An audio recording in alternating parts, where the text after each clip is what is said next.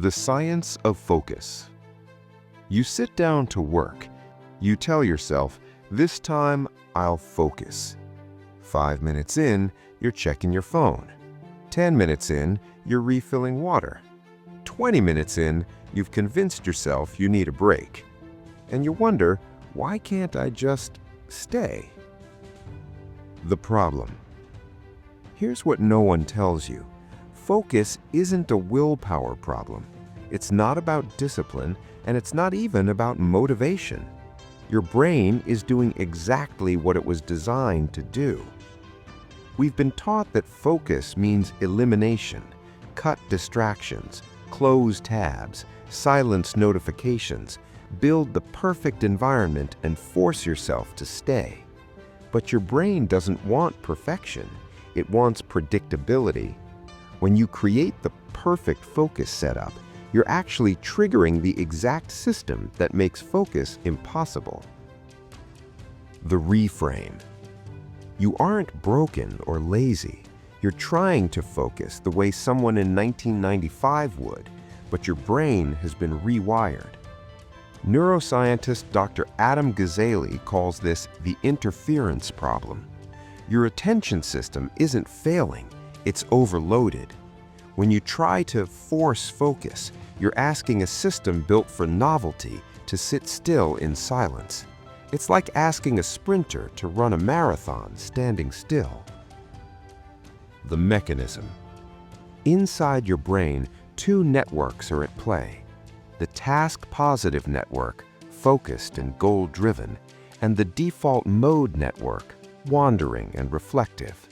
Most advice tells you to suppress the wanderer, but research from Harvard and MIT reveals the brain hates being locked into one mode.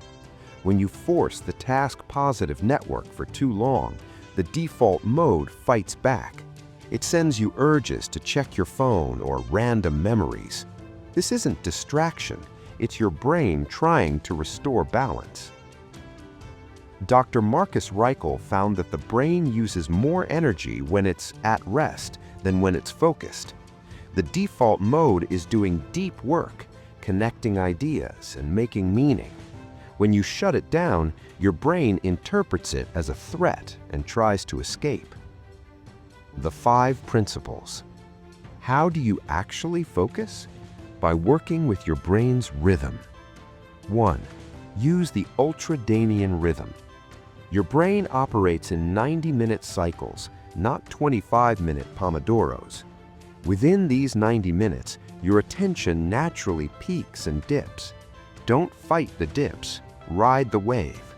Work for 90 minutes, let your mind wander inside the work, then take a real break. 2. Let the default mode participate. Focus doesn't mean no wandering, it means productive wandering. If your mind drifts, ask, is this related to the problem I'm solving? If yes, follow it. Psychologist Jerome Singer called this positive constructive daydreaming. Your brain is just exploring adjacent possibilities. 3.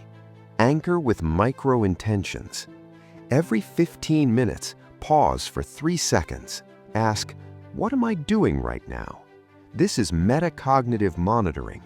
Don't judge what you find. If you're on Twitter, just notice it. The act of noticing reactivates the prefrontal cortex without the stress of shame. 4. Reduce cognitive switching costs. Psychologist Sophie Leroy found that when you switch tasks, a residue of the previous task stays active in your brain. Every quick phone check leaves attention behind. The rule isn't no distractions. It's, if you switch, switch completely. Take a real walk, let the residue clear, then return. 5. Expect discomfort. Real focus feels uncomfortable. Neuroscientist Amishi Jha found that sustained focus activates the same brain region involved in detecting conflict and stress. Your brain experiences focus as mild stress. If you can sit with that discomfort for just 60 seconds, the brain adjusts and the feeling passes. Integration. Think of focus like breathing. You can't inhale forever. The task-positive network is your inhale.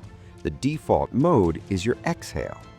The goal isn't to inhale longer, it's to breathe in rhythm. 90-minute cycles, productive wandering, micro check-ins, full breaks. This is how you are meant to work, not in relentless discipline, but in flow. Closing.